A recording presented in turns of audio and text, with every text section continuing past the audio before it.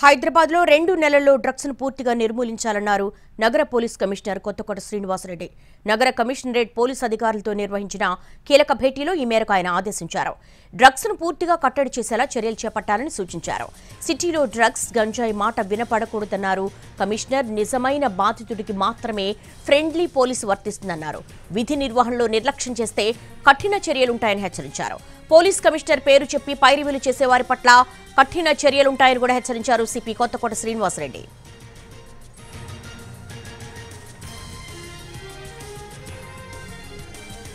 హైదరాబాద్ లో 2 నెలల్లో డ్రగ్స్ ను పూర్తిగా నిర్మూలించాలన్నారు నగర పోలీస్ కమిషనర్ కొత్తకోట శ్రీనివాసరెడ్డి. నగర కమిషనరేట్ పోలీస్ అధికారులతో నిర్వహించిన కీలక భేటీలో ఈ మేరకు ఆయన ఆదేశించారు. దీనికి సంబంధించి మా క్రైమ్ ఇన్పుట్ ఎడిటర్ రమేష్ అడిగి మరిన్ని వివరాలు తెలుసుకుందాం. రమేష్, పోలీస్ అధికారులతో నిర్వహించిన కీలక భేటీలో కొత్తకోట శ్రీనివాసరెడ్డి ఎటువంటి దిశానిర్దేశం చేశారు?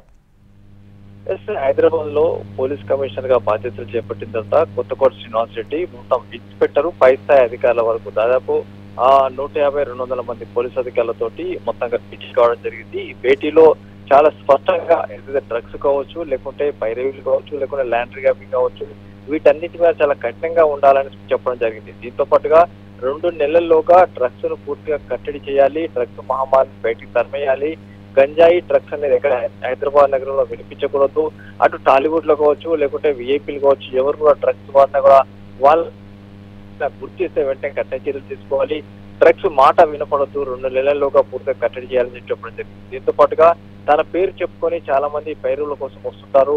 అలాంటి వారి పట్ల పూర్తిగా కఠినంగా ఉండాలి. అలా పేరు చెప్పి వస్తే వాళ్ళను ముందస్తుగా లోపల కూర్చోబెట్టడానికి కూడా ఆదేశాలు జారీ చేశారు. మరోవైపు చూసినట్లయితే హైదరాబాద్ నగరంలో రౌడీజం అనేది పెద్ద ఎత్తున ఉంటుంది కాబట్టి దీన్ని కట్టడి చేసి కూడా కఠినంగా ఉండాలి.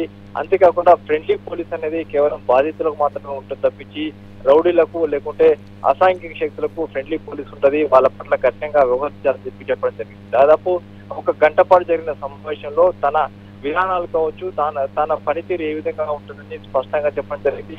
తన పనితీరుకు విరుద్ధంగా ఎవరైనా వివరించినట్లే వారిపైన కూడా కఠినంగా ఉంటుందని చెప్పాడు.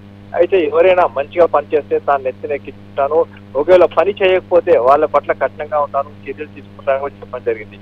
పూర్తి స్థాయిలో చూసినట్లయితే ఈ సమావేశంలో తన పనితీరు కావచ్చు, తన వ్యవహారాలను మొత్తంగా చెప్పడం జరిగింది. 2 నెలల్లోగా డ్రగ్స్ మహమ్మారిని పూర్తిగా బయటకు పంపించాలని కూడా స్పష్టమైన ఆదేశాలు పోలీస్ కమిషనర్ పోలీసులకు ఇవ్వడం జరిగింది. All right Ramesh.